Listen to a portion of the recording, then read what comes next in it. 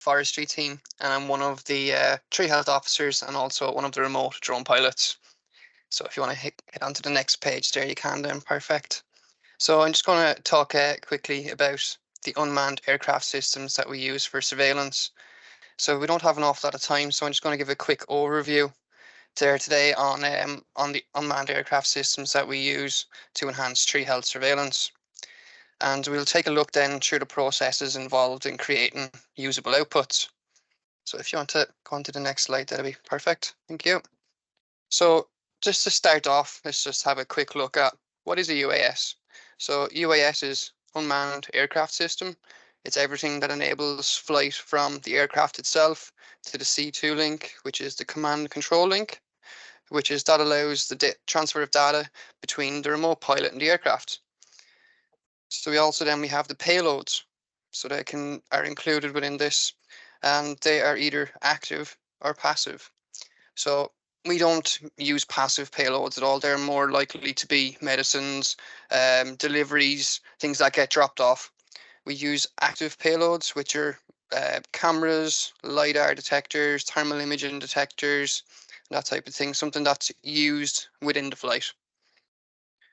So UASs, they come in many different shapes and sizes, and our team, the plant health forestry team, have a preference for the rotary over the fixed wings. So the two images on the screen of the two rotary UASs, there are two that we have at our disposal to use at the moment. We prefer them over there for their unique ability to be able to move in any direction and hover up and down rather than having to be moving in a single direction at all times. Yep, so if I hit the next slide, please. Thank you. So when we're thinking about surveillance and specific flight missions, we need to think about what outputs we want from the mission. So this will in part determine what UAS and what payload is best suited to gathering the required data. And then some of the output data then will require processing before an interrogatable end product is available. So below, I've just stuck into quite simple images below, which are just high resolution JPEG images then, which were taken of a block of Leyland cypress planted about 6 years ago. That's something that we went in to investigate and have a look at the dieback that was going on within the block. So we were able to have a look at any patterns. For example, is the dieback widespread? Is it concentrated? Or any other specific areas. So we can then zoom in, then find the most recent trees that have started to decline.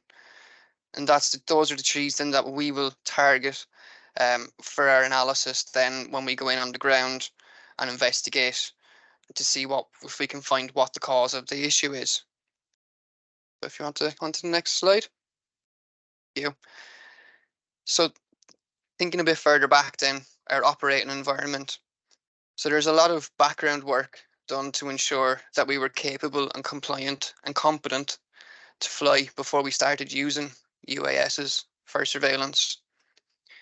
So the Air Navigation Order 2022, which implements the UK's obligations on civil aviation and regulates aviation safety. So it provides regulatory enforcement powers for the Civil Aviation Authority. And the Civil Aviation Authority then governs anything that moves that moves off of the ground. So this is where our UAVs come in under this regulations and policy. So the CAA publish guidance, or CAPs, they call them, civil aviation publications. So these provide guidance and policy then on the safe operations of unmanned aircraft systems. There's quite a lot of detail within those that we have to run along with then as well. So the operations manual then is produced by ourselves in accordance with these CAP documents, and these operations manuals must get approval and be signed off by the CAA, the Civil Aviation Authority, prior to any flights taking place. So if you want to move on to the next slide. Thank you. So when we're thinking about flight planning or mission planning there's a number of considerations to take into account.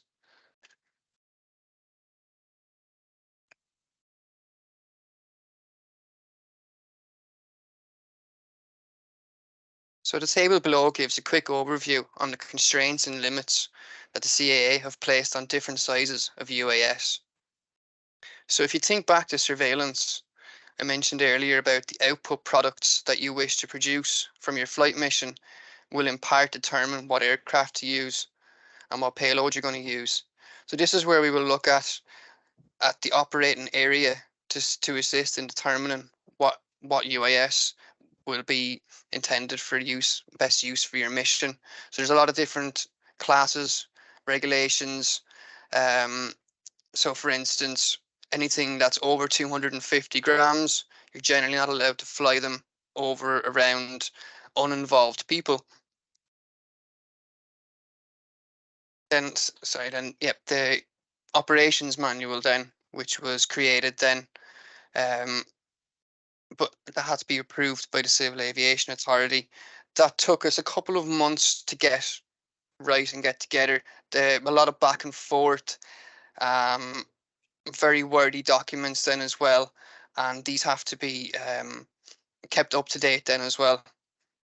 So we're going to move on to the next slide. Yeah. So when we're thinking about flight planning and mission planning, there's a number of considerations then. So people, for instance, are they all involved in the flight? Do they need to have a are they all involved, or are they uninvolved persons? So for instance, is it a public woodland? Are there dog walkers, cyclists nearby that could come into your survey area? What infrastructure is in the area? Are there any access issues, restrictions to the survey site, for example, gates, barriers, forest roads that could hinder you getting in to do your survey? Excuse me. So systems maintenance then refers to the unmanned aircraft systems. So all its firmware, for instance, is it up to date? Have you got enough charged batteries to complete your missions? Do you have enough memory cards capacity to record all of your relevant data that you want from your flight? And then the mission planning software. So there are various products out there available to plan, record, and manage unmanned aircraft systems work. So if you want to go on to the next slide then. So this is a quick a screenshot of the management software that we use for planning and managing our UAS work. So along the left-hand side of the screen there, you can see where we've got dashboard, clients, locations, team, assets. So this is all where we record all of our information. So all the team members, all of ourselves, so we can keep a log of all of our flight hours, the assets, the drones, the batteries, the controllers, as they all have regular maintenance, and that all has to be recorded then as well in accordance with the CAA. The the main body of the page then is looking at a mission plan. So this is a lot of the things that we'll think about before, during, and after a mission that will take place. So to start off, we're generally told there's something we need to go and look at a specific tree or a specific woodland. We will then create a method statement and operational notes to see what outputs do we want from this, what are our goals for this operation. We will then do an initial survey, any notifications that we need to make to any landowners or anything there. If there's any airfields or anything nearby, they're what we call flyaway airspace users. So in case for any unknown reason that our UAS decides it's going to fly away from us and not come back at any point, we would have to take a direction of it and go back to our flyaway airspace users, and then that'll give us a list of what companies or what's in that area, in that direction that our aircraft is flying away from, to make them aware that there is an unmanned aircraft in the area. So this just brings all of that together in one place. So again, weather forecast is quite an important one, as all of the different UASs have slightly different availability to weather. So some of them can operate in higher winds, some of them in lower winds. The majority of them don't like any sort of precipitation at all. So we have to make sure that we've got it's well planned well in advance. And then you're also checking on your morning that your weather is still fine, everything is still good to go. If you want to go on to the next slide there. Perfect. So this is just a quick look at a site plan that we created and mocked up. So we just gives us context of the site itself, what we're looking at, what we want to do. So we can see big area, there's a power line there off to one side. That shows us we need to keep separation from that and, and remain away from it. Our survey area over to the right. Um, then we have the area in arrows then, which is our main survey area. We then have the circles then with the exclamation marks.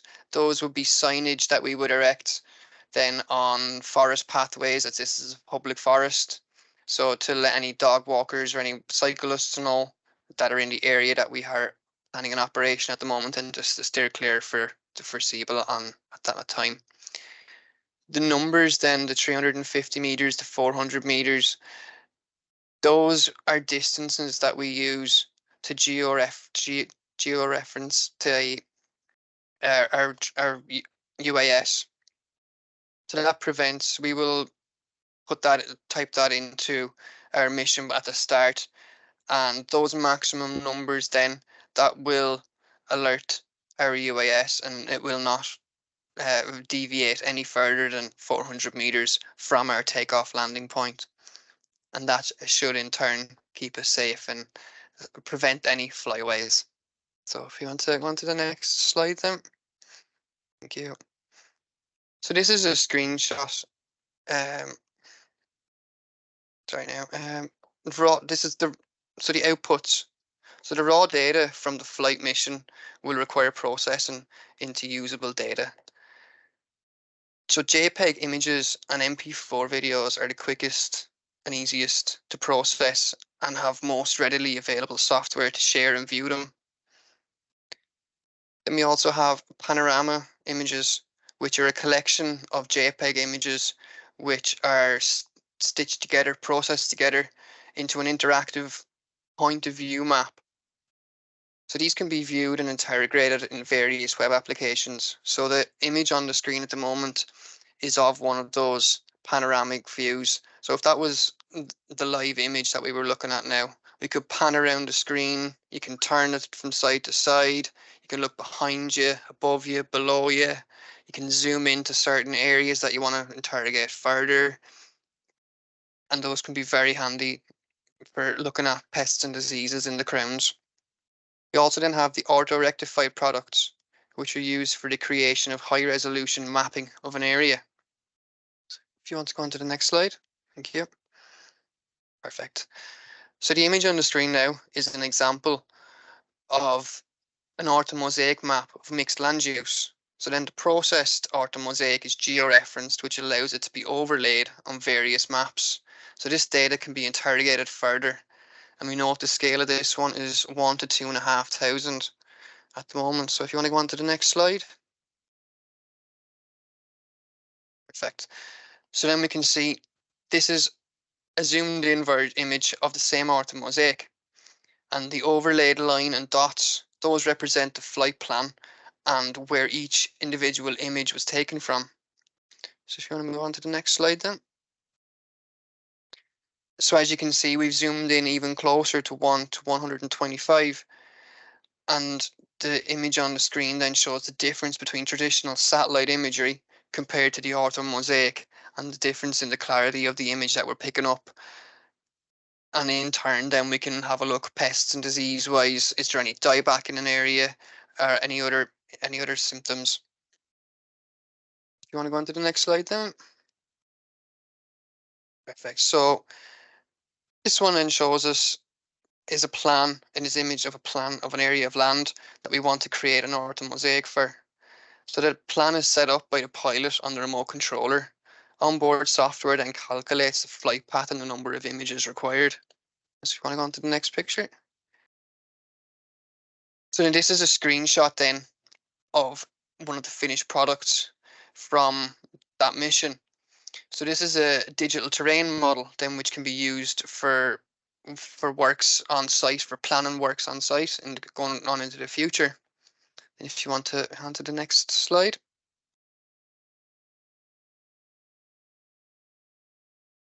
So this is a screenshot then of the same auto mosaic, but done, uh, which was created from the same software on the mission's raw data. So we're looking at the clear fell and the different areas, and those can be interrogated and zoomed into then as well. So if you want to move on to the next slide.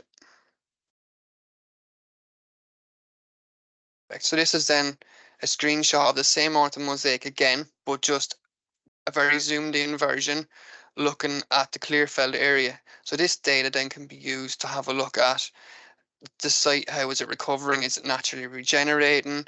Or what planning, or how can we work it in the future, and what planning future works? So if you want to go on to the next page. Thank you. So over the past few years, we've been looking at the areas that the UAS data can benefit tree health and surveillance. At present, then we've used it for single tree inspections, the orthomosaics, for contextualization for outbreak sites, and for time-lapse imaging. So what was once a very niche market and now sees major advances in hardware and software. So it keeps us looking at what's out there in the future. So at the moment, we're having a look at LiDAR and seeing where can we incorporate that into tree pest and disease surveillance. If you want to go on to the next slide then. Last one then. So this is just a quick look then at strengths, weaknesses, opportunities, and threats that we've kind of found so far with the program. So at the moment, there's readily available commercially off-the-shelf technology with a range of price points for use to go along with your UAVs, UASs, high quality outputs, the data captured to assist the management decisions. Weaknesses then will be strategic organizational buy-in. Like we said from earlier on, there's quite a lot of behind the scenes work that needs to be done before you think about putting your drone in the air. And operating in a forest environment then as well has its own constraints, as we need to maintain visual line of sight of the UAS at all times. Opportunities then, so like we've just said earlier, the likes of LiDAR and thermal imaging and stuff like that are all coming more into the forefront and becoming more available, and we're constantly looking at what's out there that we can use. Again, as well, machine learning and analysis is coming on as well. Threats to ourselves will be regulation. It's very heavily regulated, and world politics, I would say, would be another one, as an awful lot of our drones and drone products are made in a certain part of the world. And I think I shall leave it there on that one. And I think that's the last slide.